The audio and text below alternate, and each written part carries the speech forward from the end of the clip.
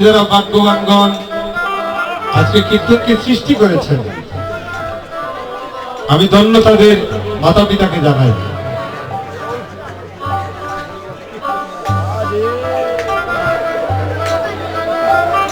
আজকে এই হরিনাম যজ্ঞের হুতা হলেন নিত্যানন্দ।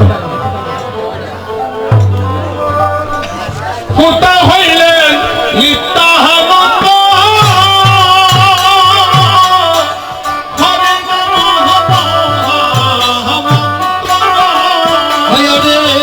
होता भले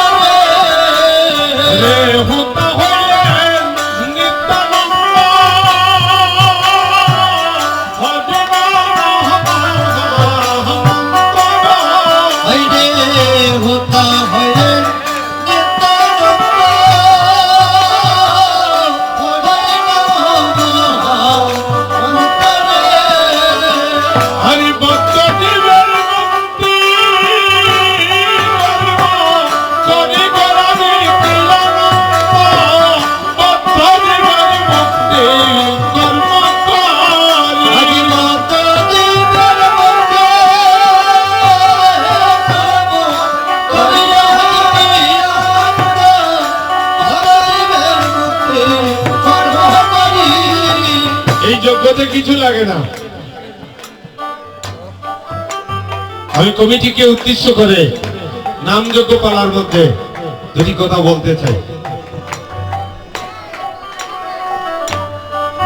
অদ্বৈতগরণী সীতারাগুর আলীকে যখন গৌরহরি বলেছিলেন তুমি কি কীর্তন করতে পারবে গো, আমার কমিটি বৃন্দের কাছে আমার প্রার্থনা, আমার অবলা সরলা ভক্তিমতী মায়েরা, আসলে আপনাদের ভবানীনগর কীর্তন করলে মনে হয় আমি আমার পরিবারে বসে কীর্তন করছি। আমি দেখি আমার বোনের মতো আমার মেয়ের মতো ওরা আজকে হরিনাম করে। আমি কমিটিকে উদ্দেশ্য করে বলতে চাই যে গৌরহরি কিভাবে কীর্তন করেছিলেন নদিয়ায়। অসিত একটু বসো।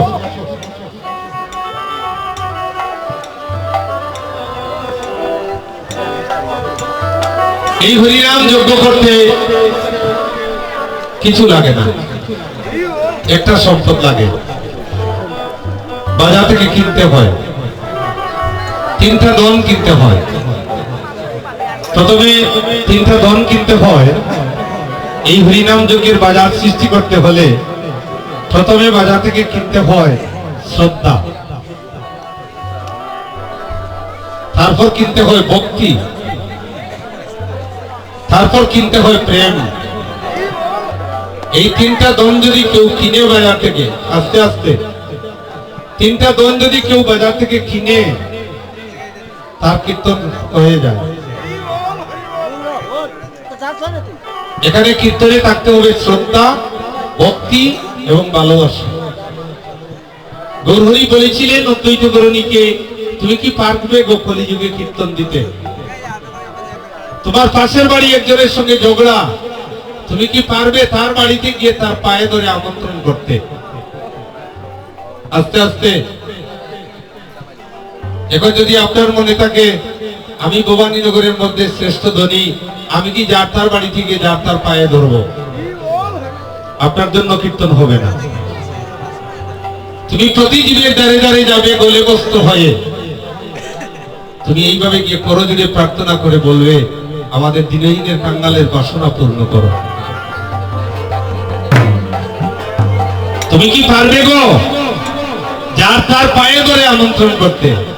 এখন যদি মনে করেন আমি ধনী, আমি মানি, আমি পণ্ডিত, আমি কি যার তার দ্বারে গিয়ে যার তার পায়ে ধরবে? হীন বলে কাকে করেছ কিনা, সবার মধ্যে জাগ্রত ভগবান, পথের মাঝে পড়ে রয়েছে ছাই, পড়েয়া দেখো পাইলে পাইতে পারো অমূল্য রতন।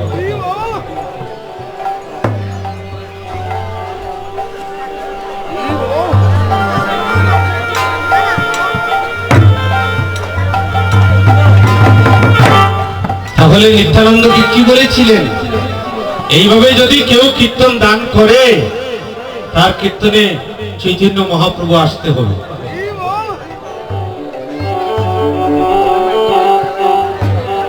আজকে এই হরিনাম যজ্ঞের কোনো লাকড়ি লাগে না, কোনো কাষ্ঠ লাগে না, কোনো আগুন লাগে না, কোনো ঘৃত লাগে না।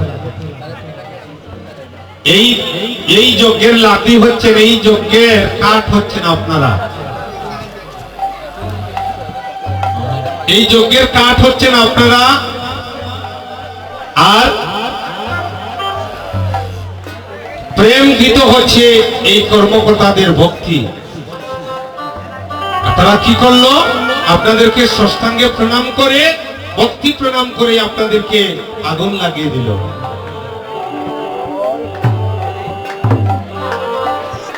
শ্রীবাসাদি কাষ্ঠ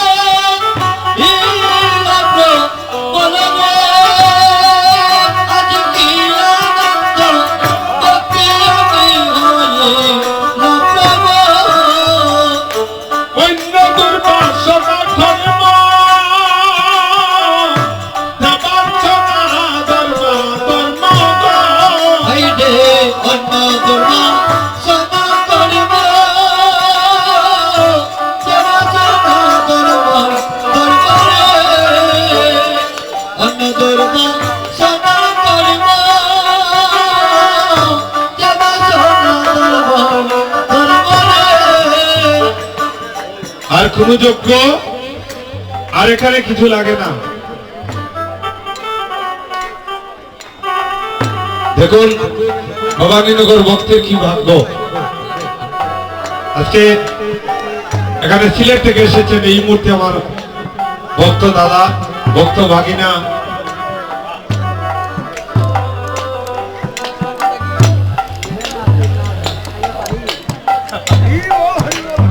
এই যে কথাটা, এই যে দেখুন আপনাদের কি সৌভাগ্য, তারা সিলেট থেকে এসেছেন। বলছি আমার ভক্ত প্রাণ বলছে, আপনি যেখানে থাকেন সেখানে কি না এসে পারেন? এই যে ভালোবাসা, ওদের ঋণ তো আমি কোনোদিন শোধ করতে পারবো না।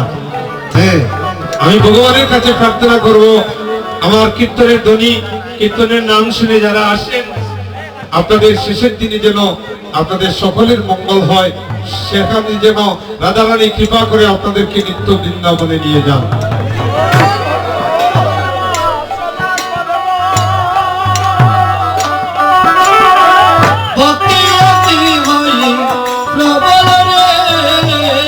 অন্য দুর্গা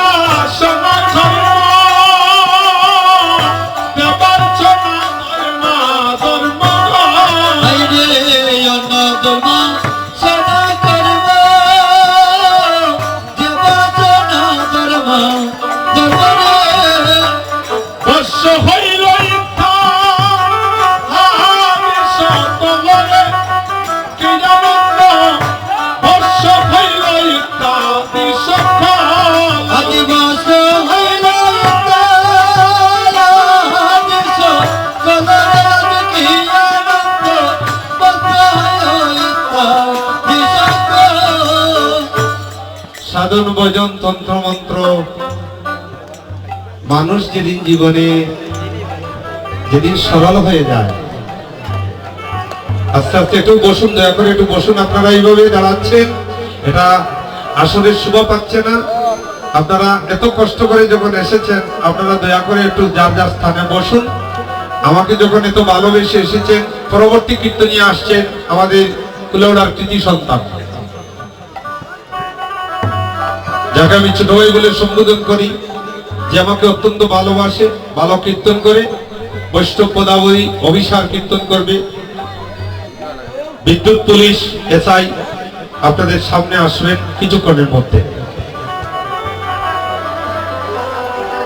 আমরা তাহার জন্য প্রার্থনা করি, তার কণ্ঠে যেন, সুললিত কণ্ঠে যেন ভগবান শ্রীকৃষ্ণের রাধারানীর অভিসার আপনারা শ্রবণ করেন। আজকে অন্য দুর্বাসনা করব, দেবার্চনা, ধর্ম বর্ষ হইল ইত্যাদি সকল। আমরা সবাই আজকে মধুময় শ্রী বৃন্দাবনে আমরা যাব যারা, আপনারা একটু হাত তুলে বলুন আমরাও বৃন্দাবনে যাব।